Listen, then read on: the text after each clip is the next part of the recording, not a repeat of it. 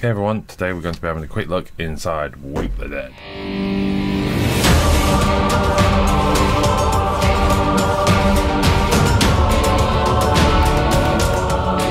As a long-time Eldar player, there's not a lot in this box for me that's like super exciting. I mean, other than the fact that the value is incredible. But, you know, another Wave Serpent, another unit of Guardians, another unit of Wraith Guard.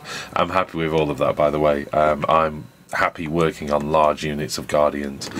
I think Guardians work best in units of 20 anyway, so it's really fantastic to have another unit so I can add up. And there's nothing like putting a kind of a Footdar army on the table. Really enjoy that. But what is in it for me is the new plastic Spirit Seer. Very excited about that model. Fine cast ones. It's okay. It's not brilliant. It's okay. I've converted it twice now, so I've got 3 unique poses anyway, converted out of Farseer and those kind of things. But it's really nice to have this as well, which will give me my 4th Spirit Seer, which for larger games, brilliant. Absolutely happy with that. We've also got, for you Space Marine players, the exclusive Space Marine Primaris Lieutenant. There's a lot of models coming out for Primaris at the moment, so it's really nice to see. I've decided to do, this is my announcement video, I've decided to do Ultramarines in Primaris. Partly because it's like one of the main factions. Another part is, I've never played to blue. So for me, it's going to be, I've done blacks, I've done reds, I've done greens, so you can tick off Dark Angels, Blood Angels, etc, etc. I really like the idea of doing blue, so I'm going to do Ultramarines. I've also got gifted to me a Guilliman model as well, so I'm really you know, looking forward to doing it as a full faction. So there's more than just the Spirit Seer in this box for me. It's also my Kickstarter to the Primaris range as well, along with being subscribed to Conquest, which is going to build up a nice Primaris army for me as well.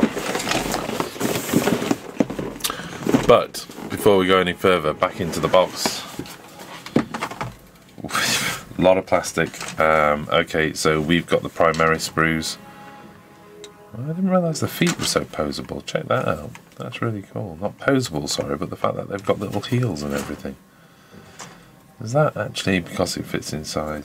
Yeah, okay. Nice, nice. Big Primaris. Going to be excited about doing those. A lot bigger than I'm used to in terms of the models, because most of my stuff is like Eldar or Dwarves or something like that, so not smaller. So these are quite big. Looking at the size of them, they're huge, aren't they? Absolutely huge. This is just going to be like painting an entire army of Wraith Guard. Okay. There's the wonderful Wraith Guard sprues. Still one of the best kits I think Games Workshop has ever produced. Absolutely love the Wraith Guard. What I'm going to do with this, because I've actually got one of each type already, is I'm going to create some character models with this to join each one of the units. So if you haven't seen my Wraith Guard models, I might put up a showcase actually, so check out for a showcase. If not, go along to Wargamer Online Community Facebook page, because I will have posted some images up there at some point. But I've done them as Dark Reapers and Howling Banshees, etc, etc. But I didn't spend too much time on a character model. I'd like to almost take one and create a full-on Exarch model, sort of leaping off rocks and those kind of things. And the fact I've got 5 models there means I can experiment and have some fun with them. More Primaris. Lots of. There's the Guardian platform. Love this kit, by the way. Considering its age, I still think it's such a fantastic kit, and I actually don't mind the Guardian models. I know it gets the people give a lot of gripe.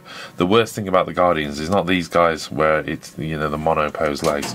The actual worst thing about the Guardians is this, the fact that you have to glue both the left and right leg together. But take my advice.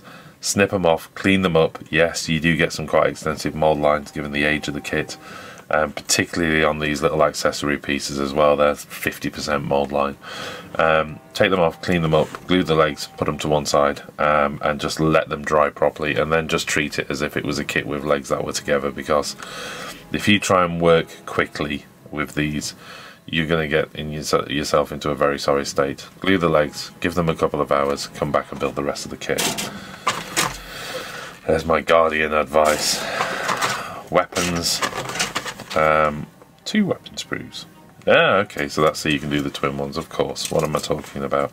I actually changed the way the turret works with mine as well, so I'm always happy to see two of these, because what I do is I actually mount the weapons on one side of the turret and magnetize it, and each weapon, each twin paired weapon needs one of these cowlings either side.